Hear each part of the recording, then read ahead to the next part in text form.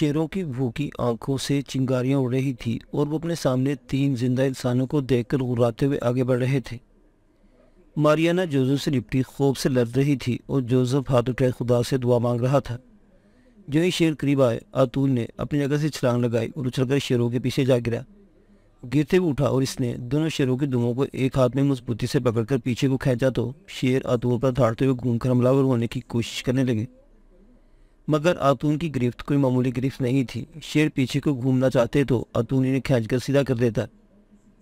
इसने शेरों को निस्फ दायरे की शक्ल में घुमाना शुरू कर दिया। जोसेफ और मारियाना फटी फटी आंखों से ये सारा मंजर देख रहे थे। गैलरी में खड़े रोमन सिपाही ने मंजर देखा तो ऊपर से तीर बरसाने लगे। शेरों की धाड़ से कानों के पर्दे फट रहे थे। आतून ने चिल्लाकर जोसेफ से कहा, जोसेफ, मारियाना को लेकर शेरों की कोठरी में घुस जाओ। जोसेफ ने मारियाना की बगल में हाथ डाला और तीरों की बौछार से बचता है शेरों की कोठरी के जंगले की तरफ बढ़ा जो निस्फ ऊपर को उठा हुआ था। आतून शेरों को गोल चक्कर में घुमाता आहिस्ता आहिस्ता कोठरी की तरफ बढ़ता जा रहा था। कई तीर इसके जिस्म से टकराकर उछलने के बाद दूर जा गिरे थे। कुछ तीर शेरों को भी लगे और वो जख्मी होने के बायस मजीद गजबनाक होकर धाड़ने लगे।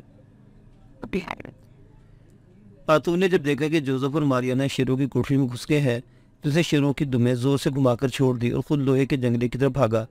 शेर चकराकर दूर जा गिरे। आतून ने पूरी ताकत से लोहे के ऊपर उठे हुए जंगले को जोर से नीचे गिरा दिया। कम अज कम इसने वक्ती तौर पर जोसेफ इसकी बेटी को शेरों की खुराक बनने से बचा लिया था। मारियाना का खौफ के मारे रंग फक था और वो दीवार के सर लगी सेमी सिप्टिक पैठी कपकपा रही थी। जोसेफ ने आतून से कहा, यहाँ तो हम एक बार फिर कैद हो गए। आतून ने दीवार के ऊपर देखा। छत के करीब एक चुपो रोशनदान था जिसमें से धूप अंदर आ रही थी। बाहर सेन में शेर इसी तरह दीवानावार धाड़ रहे थे और रोमन सिपाही ने लोहे के जाल में काबू करने की कोशिश कर रहे थे। इन्हें जोसेफ, मारियाना और आतून, इन तीनों कैदियों की तरफ से इत्मीनान था कि वे शेरों की कोठरी से भाग नहीं सकेंगे। आतून जमीन से ऊपर उछला और 10 फीट ऊपर बने रोशनदान की सलाखों को पकड़कर रोशनदान में बैठ गया। बाहर नीचे किले की खंदक थी जिसमें पानी भरा हुआ था। आतून ने एक लम्हा ज़ाया किए बगैर अपनी गैर मामूली ताकत से काम लेते हुए रोशनदान की लोहे की मोटी सलाखों को उखाड़कर दूसरी तरफ फेंक दिया और अपनी टांग नीचे लटकाते हुए बोला, जोसेफ, मारियाना को ऊपर पहुंचाओ, जल्दी करो। मारियाना मौत के खौफ से जल्दी उठी और आतून की टांग से लिपट गई। आतून ने इसे ऊपर खींच लिया और कहा, खंदक में कूदो और ऊपर तैर कर दूसरे किनारे की झाड़ियों में छुपकर हमारा इंतजार करो। इसके साथ ही आतून ने मारियाना को रोशनदान की दूसरी जानिब धक्का दे दिया। इसके बाद जोसेफ को ऊपर खींचा, खंदक में गिराया और फिर इनके पीछे खुद भी छलांग लगा दी। ये सब कुछ 2-3 मिनट के अंदर अंदर हो गया। इसी असना में रोमन सिपाही शेरों को लोहे के जाल में फंसाकर बेबस कर चुके थे। जो ही उन्होंने शेरों की कोठरी के जंगले पर आकर अंदर देखा, कोठरी खाली थी। कैदी फरार हो गए। बाहर सिपाही दौड़ाओ। वहां एक शोर मच गया। सिपाही किले की खंदक वाले अपने दरवाजे की तरफ भागे, मगर ये रास्ता एक लंबी राहदारी से होकर जाता था। इस दौरान में आतून और जोसेफ तैरकर खंदक पार कर चुके थे। मारियाना पहले ही खंदक के पार पहुंच गई थी। उन्होंने बस्ती की शुमाल की तरफ दौड़ना शुरू कर दिया। अभी किले की खंदक से थोड़ी दूर टेकड़ियों के पास ही गए थे कि आतून ने किले के दरवाजे से रोमन सिपाहियों को भागते निकलते देखा तो फौरन ही जोसेफ और मारियाना से कहा, तुम लोग जितनी तेज भाग सकते हो भाग कर इन टेकड़ियों के पीछे छुप जाओ। मैं इन सिपाहियों को संभालता हूँ, तुम मेरी फिक्र मत करना। और आतून वहीं से पीछे की तरफ घूम गया। रोमन सिपाहियों की तादाद 5 थी और वो तलवारें लहराते दौड़ते चले आ रहे थे। आतून भी इनकी तरफ दौड़ने लगा। इसने एक पल के लक में देखा जोसेफ और मारियाना मिट्टी की छोटी छोटी पहाड़ियों के पीछे गुम हो चुके थे। आतून पर सिपाहियों ने बर्छे फेंके। 2 बर्छे आतून के सीने से टकराकर नीचे गिर पड़े। आतून एक बर्छा उठा लिया और सिपाहियों से भिड़ गया। रोमन सिपाही इसे एक पल में तहे तेज करने के लिए इस पर पे दर पे वार करने लगे, मगर वो ये देखकर परेशान हो गए कि आतून पर बर्छियों के फल कोई असर नहीं कर रहे थे। इसके बरक्स आतून ने 2 सिपाहियों को ढेर कर दिया था। इतने में किले की जानिब से 3 रोमन हथियारबंद घुड़सवार भी घोड़े दौड़ाते सरपट वहां पहुंच गए। आतून ने घुड़सवार को टांग से पकड़कर नीचे गिरा लिया। दूसरे घुड़सवार ने आतून की गर्दन पर तलवार का भरपूर वार किया, मगर तलवार आतून की गर्दन से टकराकर 2 टुकड़े हो गई। रोमन सिपाही अभी तक ये समझ रहे थे कि आतून ने कोई खास किस्म की ज़रा पहन रखी है। आतून रोमन सिपाहियों को नीचे गिराकर घोड़े पर सवार हो चुका था। घोड़े पर बैठते इसने देखा तूफानी अंदाज में तलवार चलानी शुरू कर दी।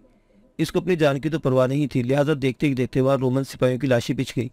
आतून ने घोड़े को मिट्टी की पहाड़ियों की तरफ डाल दिया। वो सर पर घोड़ा दौड़ाता एक टीले के पीछे पहुंचा तो देखा जोसेफ और मारियाना दूर भागते जा रहे हैं। आतून ने इनके पीछे घोड़ा डाल दिया। करीब पहुंचकर वो घोड़े से उतरवा और बोला, इस घोड़े पर सवार होकर यहाँ से मुल्क के शाम की तरफ निकल जाओ, तुम्हारे पास वक्त कम है। जोसेफ और मारियाना अभी तक बौखलाए हुए थे। जोसेफ जल्दी से घोड़े पर बैठ गया। आतून ने मारियाना को सहारा देकर घोड़े पर सवार किया और पीछे से घोड़े पर जोर से हाथ मारा। घोड़ा बिदका और बुकट दौड़ने लगा।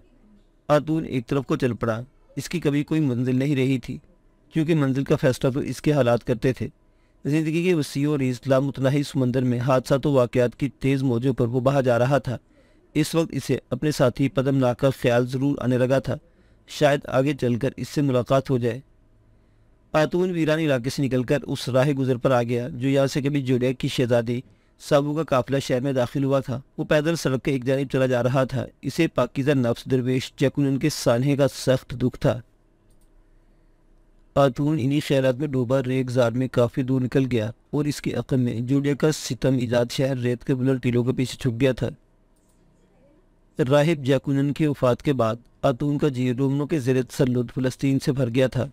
वो किसी दूसरे मुल्क की तरफ जाना चाहता था। एक वादी से गुजरते हुए आतून ने एक काफिले को देखा जिसने एक नस्लिस्तान में पड़ाव डाल रखा था।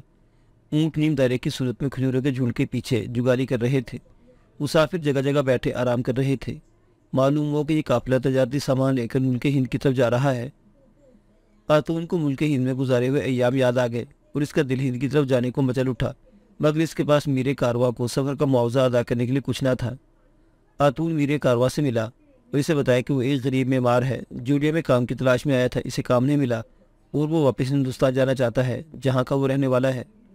मीरे कारवा ने इस सूरत में आतून को काफिले के साथ चलने की इजाज़त दे दी कि रास्ते में जहाँ कहीं पड़ाव होगा इसी ऊँटों को चारा डालने का काम करना होगा। आतून राज़ी हो गया। मीरे कारवा ने इसी वक्त आतून को काम पर लगा दिया। कारवा ने सूरज गुरूब होते ही कूच बोल दिया। सफ़र तवील था। 15 रोज़ के बाद ये काफिला दमिश्क पहुँचा। यहाँ 2 रोज़ क़याम के बाद रवाना हुआ तो बगदाद पड़ाव किया। बगदाद पर्सिपोलिस और समरकंद बुखारा से होता हुआ हिंदुस्तान में दाखिल हो गया। इस वक्त हिंदुस्तान के शुमाल में राजा कंशक की हुकूमत थी और पंजाब तक का इलाका इसके ज़ेरे नगी था।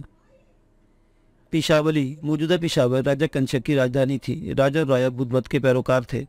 शुमाली हिंद में सिकंदर आजम की जानशीन यूनानी हुक्मरानों का ख़त्म हो चुका था दौर, मगर यूनानी मुजस्मा साजों के बनाए हुए महात्मा बुद्ध के मुजस्मे जगह जगह नस्ब थे जिनके नीचे बुद्ध के अखलाकी असूल कंदा थे।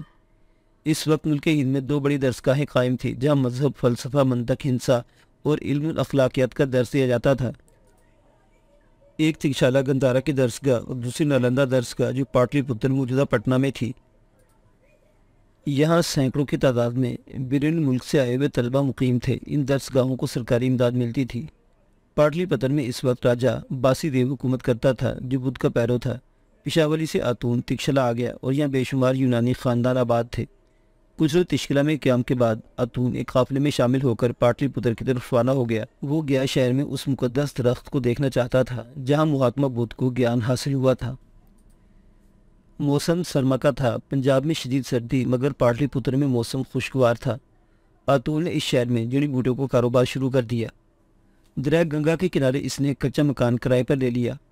दिन भर वो जंगल में जाकर जड़ी बूटियाँ तलाश करता और शाम को इन्हें शहर में लाकर वेदों के पास फोख्त कर देता। इसने अपने लिए नए कपड़े बनवाए, 2 घोड़े भी खरीदे और एक नौकर भी रख लिया जो घर का सारा कामकाज करता था। इस तरह से फारिग होकर एक रोज़ वो गया की तरफ रवाना हो गया। गया का शहर पाटलिपुत्र से ज़्यादा दूर नहीं था। आतून घोड़े पर सफ़र कर रहा था। सुबह को वो पाटलिपुत्र से चला और शाम होने से पहले पहले गया पहुंच गया। बुद्ध मत के इस मुकद्दस मुकाम पर पाटलिपुत्र के राजा बासी देव ने एक आलीशान बुद्ध मंदिर बनवा दिया था जिसमें गौतम बुद्ध की बहुत बड़ी मूर्ति रखी थी, जिसके आगे भिक्षु सुबह शाम भजन और श्लोक पढ़ते रहते थे। फ़ज़ा ओदो अंबर की खुशबुओं से बोझल रहती थी। बुद्ध मत के तरीके के मुताबिक इस मंदिर में मर्द भिक्षुओं के अलावा भिक्षनी औरतों के रहने की कोठरियाँ भी थीं।